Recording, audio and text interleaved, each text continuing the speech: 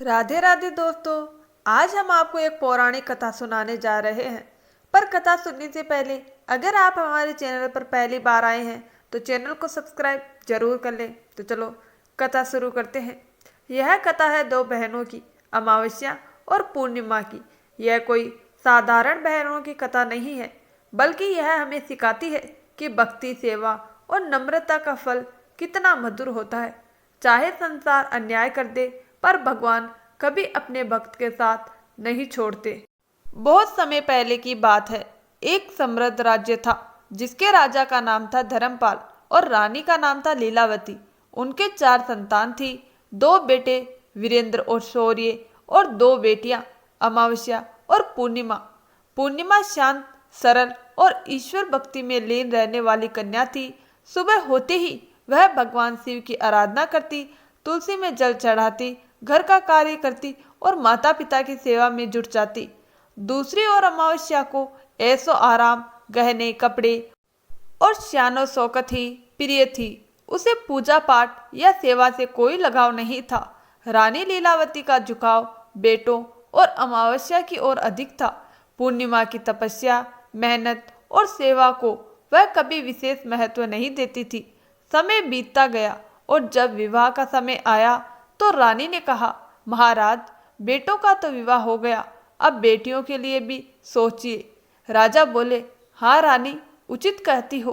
रानी ने कहा, अमावस्या तो सुंदर है और राजघराने के योग्य है, इसका विवाह किसी धनी राजकुमार से करना चाहिए।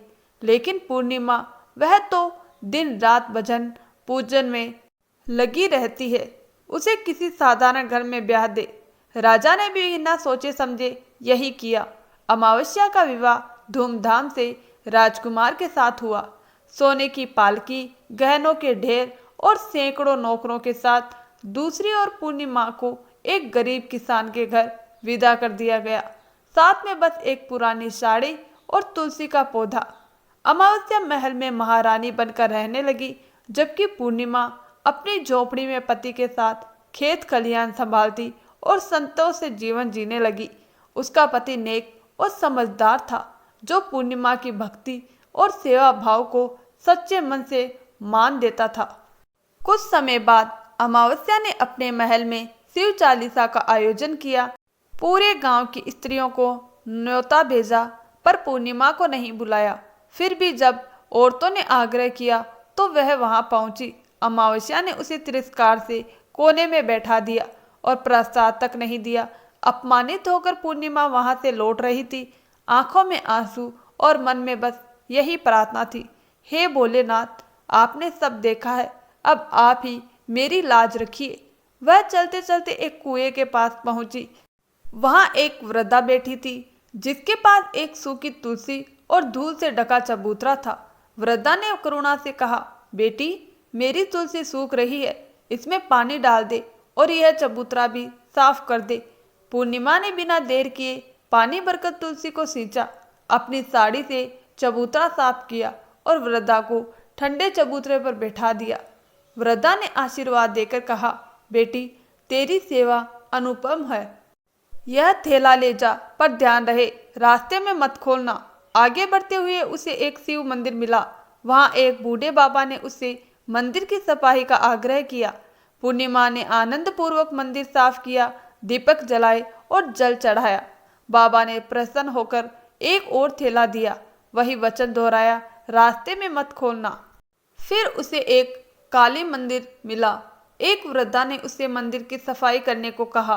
पूर्णिमा ने श्रद्धा से पूरा मंदिर स्वच्छ किया और माँ की मूर्ति को सजाया। वृद्धा ने तीसरा थैला दिया। यह वृद्धा और कोई नहीं, स्वयं काली माँ थी। उसके बाद गंगा तट पर एक वृद्धा मिली। घाट गंदा था।